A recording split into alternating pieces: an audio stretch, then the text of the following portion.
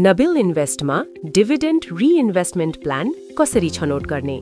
DRIP अर्थात् लाभांश पुनः लगानी योजना एउटा यस्तो सुविधा हो जसले तपाईले प्राप्त गर्ने लाभांशलाई स्वतः थप युनिटहरू खरिद गर्न प्रयोग गर्दछ।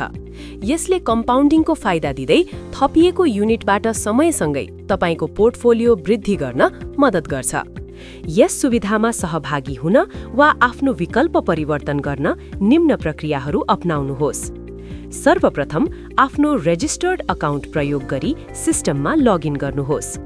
ड्याशबोर्डको बायाँपट्टि रहेको मेनुको अदर्स सेक्सनमा गई सर्भिस रिक्वेस्ट्समा क्लिक गर्नुहोस् र त्यहाँबाट चेन्ज डिभिडेन्ड अप्सन छनौट गर्नुहोस्।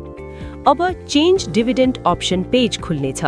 यहाँ आफ्नो डीम्याट अकाउन्ट र आफूले चाहेको स्किम छनौट गर्नुहोस्। त्यसपछि तपाईले आफ्नो हालको डिभिडेन्ड अप्सन देख्न सक्नुहुन्छ। अब यसलाई परिवर्तन गर्न चुज न्यू डिभिडेन्ड अप्सन खण्डमा जानुहोस्।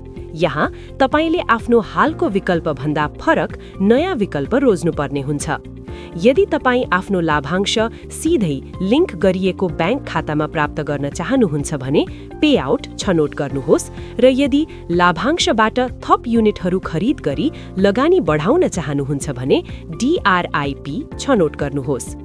विकल्प छनौट गरिसकेपछि तल दिइएको डेक्लेरेसन चेक बक्समा टिक लगाउनुहोस्, सेन्ड रिक्वेस्ट बटनमा क्लिक गर्नुहोस् र त्यसपछि कन्फर्म बटनमा क्लिक गर्नुहोस्।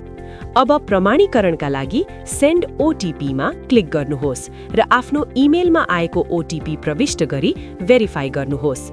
प्रमाणीकरण सफल भएपछि तपाईको लाभांश विकल्प सफलतापूर्वक अपडेट हुनेछ। थप जानकारीका लागि नबिल इन्भेस्टमा सम्पर्क गर्नुहोस्।